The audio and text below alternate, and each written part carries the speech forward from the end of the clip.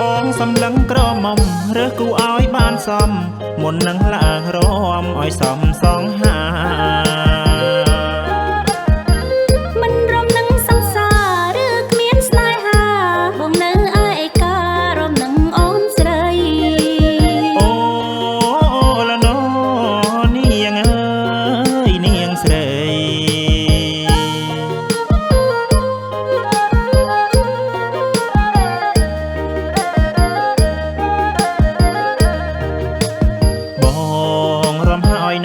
សំធ្វើសងសោនាងកុំថាអីបើអូននាងប្រណីបងនឹងចូលស្ដីឲ្យដល់ម៉ាកុំស្រឡាញ់ក្រមុំមិនសាដល់ខ្ញុំរូបរាងមិនសមបងអើយកុំស្នេហ៍បងពេញចិត្តមាមេកុំប្រកែកថាទេ